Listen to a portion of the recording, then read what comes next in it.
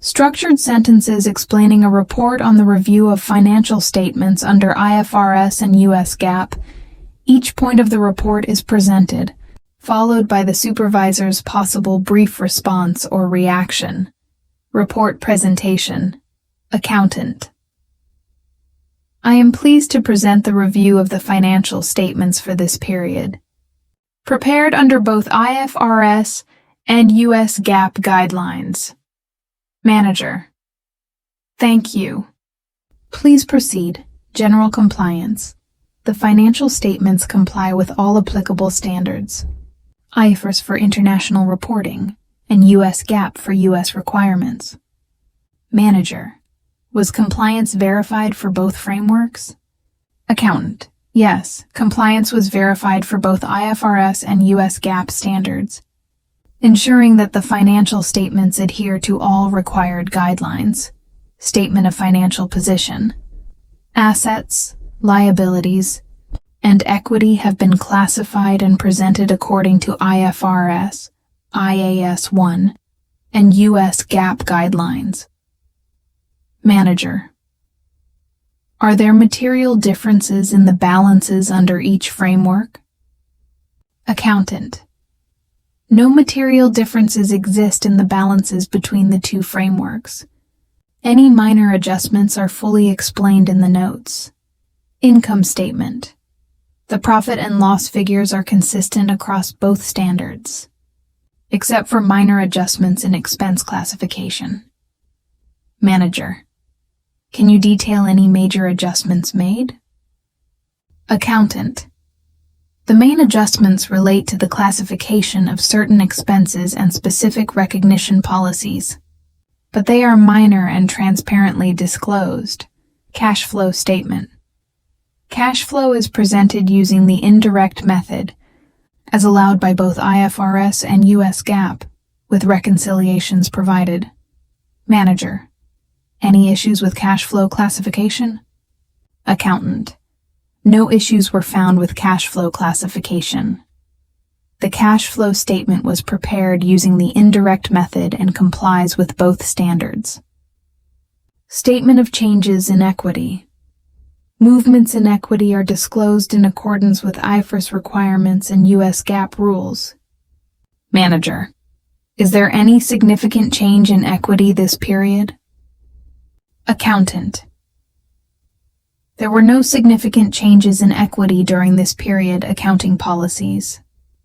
A summary of significant accounting policies is included, with differences between IFRS and US GAAP highlighted. Manager. Which key policies differ between standards? Accountant. Key differences are found in depreciation methods, revenue recognition, and provision estimates, all of which are clearly explained in the accounting policies note. Critical estimates. Disclosure of critical accounting estimates, such as impairment and provisions, has been made as required.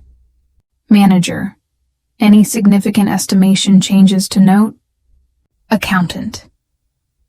No significant changes in critical estimates such as impairment or provisions were recorded in this period. Subsequent events. Material subsequent events after the reporting date have been properly disclosed per both IFRS and US GAAP. Manager. Any events affecting the financial position? Accountant. No subsequent events materially affecting the financial position were identified. Revenue recognition. Revenue recognition follows IFRS 15 and ASC 606. With notes explaining our procedures and judgments. Manager. Were any significant contracts reviewed? Accountant. Yes, significant contracts were reviewed, and revenue recognition complies with IFRS 15 and ASC 606 requirements. Related parties. Transactions with related parties are fully disclosed as mandated by IFRS and US GAAP. Manager. Any concerns with related transactions? Accountant. No concerns were found with related party transactions. All disclosures were appropriately made. Segment information.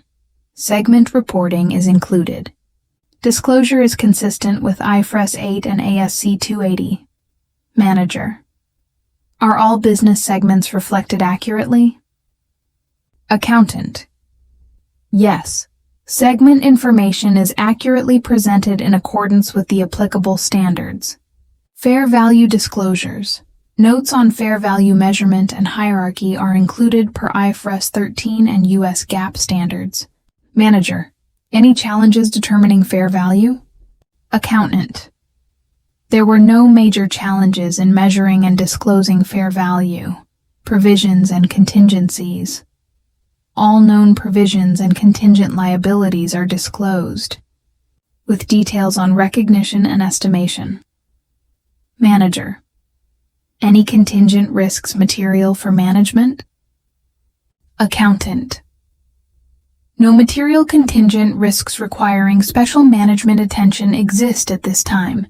Financial instruments. Disclosures regarding financial instruments. Risks and valuations are included in the notes as required. Manager. Any high-risk exposures this period?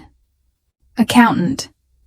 No high-risk exposures were identified in the financial instruments.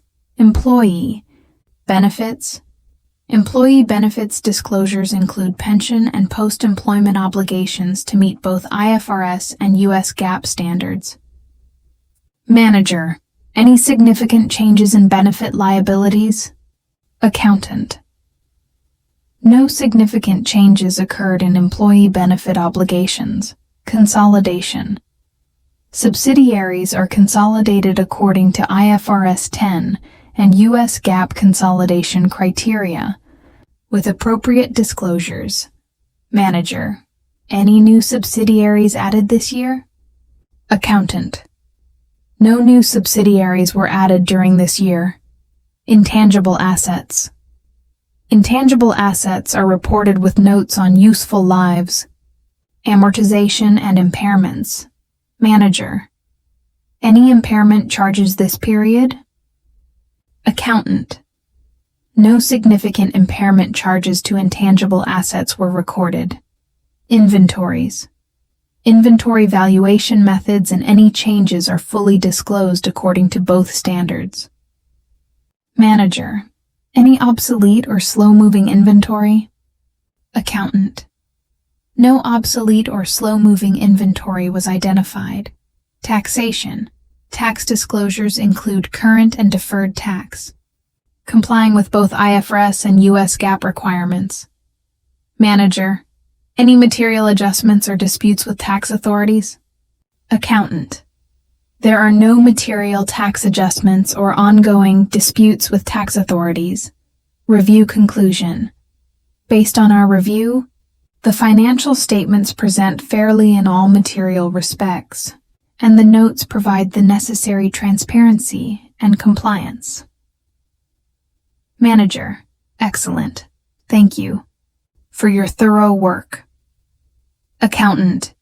The financial statements fairly present the entity's position in all material respects and comply with transparency and disclosure requirements under both IFRS and US GAAP.